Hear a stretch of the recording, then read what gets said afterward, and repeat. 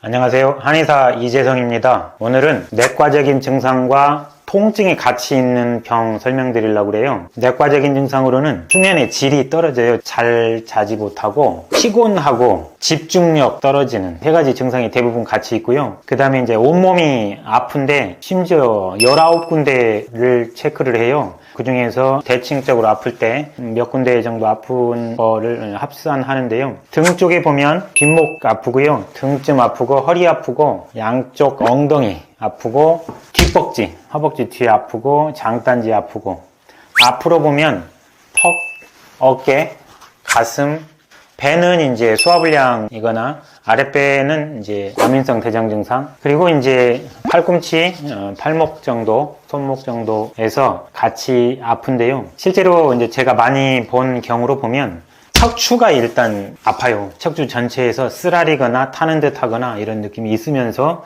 나머지들이 이제 뒷목, 어깨도 아프고 엉덩이도 아프고 이게 더해지고, 그리고 이제 아까 말한 집중이 안 돼요, 잠을 잘 못 자요, 피곤해요, 이런 것들이 더해지는 병입니다. 병명은 섬유근통이라고 그래요.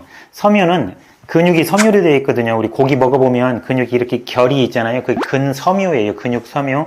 근육 섬유들이 겹겹이 있어서 이렇게 미끄러지면서 잡아당기기도 하고 펴지기도 하는 거거든요.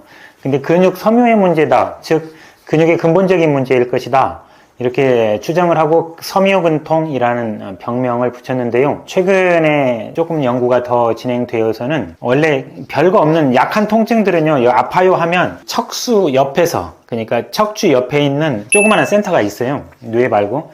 그 센터에서 무시해버려, 이건 별거 없는 통증이야 라고 잘라주는데, 계속되면, 석 달이고 6개월이고 계속되면 여기서 통과를 시켜서 뇌에다 보고를 하는 거죠. 이건 없앴으면 좋겠습니다, 이런 기전이 작동을 하는 거예요. 그래서 뇌에서 모든 종류의 통증을 다 인식하게 되는 거죠. 그러니까 보통 때는 무시하고 넘어갈 수 있는 통증도 전부 다 인식하게 되는 거예요. 이렇게 뇌가 통증에 대해서 시냅스가 변하더라, 플라스틱처럼 이렇게 변하더라. 그래서 통증에 대한 가소성이 섬유근통의 핵심이다, 이렇게 원인 정리가 되어 있습니다. 여기서 더 중요하게 정리되는 것은, 근육에 문제는 있지만 이게 만성적으로 계속되지 않았다면 무시하고도 살 수 있는 정도의 통증이었을 거란 말이죠. 그래서 근육 자체의 문제가 아프다고 할 만큼 아니고, 더 흔하게 알려졌던 원인이 뭐냐면 이것도 류마티스 친구다, 이렇게 알려졌었는데 백혈구들이 움직이지 않아요. 그래서 류마티스는 아니다, 즉 뇌가 다 느껴서 그런다, 중추감작이란 표현을 쓰는데 뇌가 다 느껴서 그런다, 이렇게 정리를 했습니다.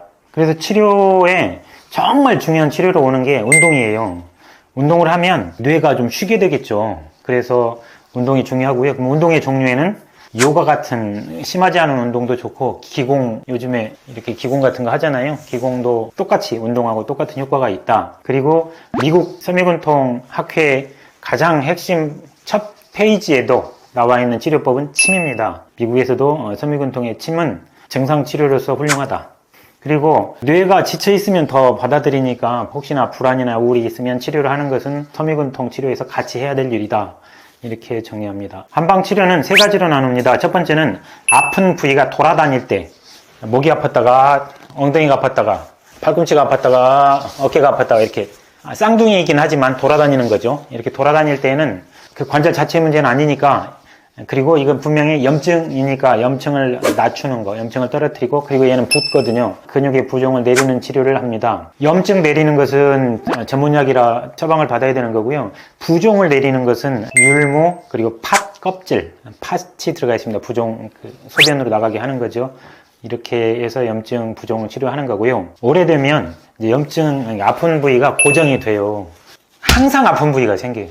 척추 아프고 어깨, 척추 어깨 아프고 엉덩이, 이런 식으로 고정되거든요. 이게 고정될 때에는 붓는 정도가 아니라 이제 뭉쳐버린 거잖아요. 멍든 것처럼. 그래서 그 뭉친 것을 푸는 치료를 해요.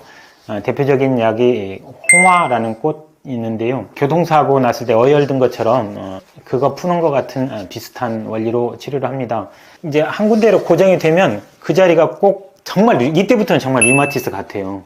그 자리에서 계속 날씨도 영향을 받고, 스트레스 받아도 아프고, 좀 잠만 덜 자도 아프고, 일만 많이 해도 아프고, 이런 식의 거의 증상이 똑같게 돼요. 더 정확히 말하면 류마티스는 관절이 안 움직이죠. 나중에 갈수록 굳죠. 근데 얘는 그 정도 그런 식이 아니고 아픈 거예요, 그냥. 물론 아침에 뻣뻣할 수 있어요. 섬유근통도 아침에 뻣뻣할 수 있는데 류마티스는 이게 2시간이 넘어가요. 근데 얘는 아침에 좀 뻣뻣했다가 좀 풀어지는 것, 꼭 퇴행성 관절 질환처럼 그 정도로 풀어지고요. 여기 어깨도 마찬가지 그런 차이가 있습니다. 근데도 아주 오래 가잖아요. 그러면 퇴행성 관절 질환하고 합쳐져요. 섬유근통을 낫지 않고 나이가 들면 관절이 이제 굳죠. 허리나 무릎이나 이게 관절 운동 범위가 줄어들고 이때에는 관절 보약을 같이 줘서 치료를 해야 돼요. 흔히 알려진 약으로 두 충 있어요. 이렇게 쓰는 거죠. 즉 생활요법으로 돌아와서 다시 말하면 운동하고 잘 자고 뭐 일 조금 하고 이렇게 해야 되는 건데요.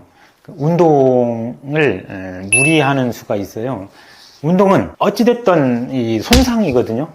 가만가만 걷는 거 아니면 힘을 쓰는 거나 빨리 뛰는 것만 해도 근세포 손상이에요. 그러면 그걸 치료하기 위해서 치료물질들이 와야 되는 거죠. 그러면 원래 있는 섬유근통하고 겹쳐요. 즉 통증을 또 한 번 뇌한테 보고하게 되는 거죠. 그래서 안 아프게 운동해야 돼요. 내가 할 수 있는 거. 운동은 숨만 헐떡이면 돼요. 그러니까 걷기밖에 못한다 그러면 조금 빨리 걸어서 헐떡이면 돼요. 내가 뛸 수 있다 그러면 뛰어서 헐떡이면 되는 거죠. 무거운 거 드는 것은 내가 무거운 거 들 수 있는 사람만 들어야 돼요. 그 전에 그래서 평소 점수가 좀 중요합니다. 일하는 것도 일 더 했더니 더 아프다 그러면 안 해야 되고 완전히 안 하는 게 이게 사람이 불안을 해결해 주지 않거든요. 그래서 불안하지 않을 정도의 일은 더 필요합니다. 일상을 흐트러뜨리지 않고 운동해가면서 치료하는 것 중요하고요. 근데 얘가 꼭 스위치 켜진 것처럼 아플 때 정말로 많이 아파요. 낫다가도 예를 들자면 10점 만점짜리 통증에서 5점까지 나섰다가도 다시 9점까지도 금방 가요. 물론 며칠 치료하면 다시 4점까지 내려오는데 이런 거를 지치면 안 돼요. 그런 병이니까. 척추 옆에서 통증을 그냥 보고 하면 그대로 뇌에서 다 느끼는 거라서 그 아픈 만큼이 병의 전체적인 성격을 결정하지 않는다 이거죠. 그래서 오늘 좀 아파도 계단식으로 나아집니다. 드라마틱한 효과 있으니까요. 그리고 말씀드린 대로 중추감작이란 원리가 밝혀진 뒤로 2016년 이후로 치료율이 굉장히 올라갔어요. 의사들이 일단 류마티스 같이 치료하지 않고 이거는 조금 더 치료할 수 있는 질환으로 많이 들어와 있는 거죠. 병을 알면 불안이 줄어들고 불안이 줄어들면 치료가 확실히 빨라집니다. 감사합니다.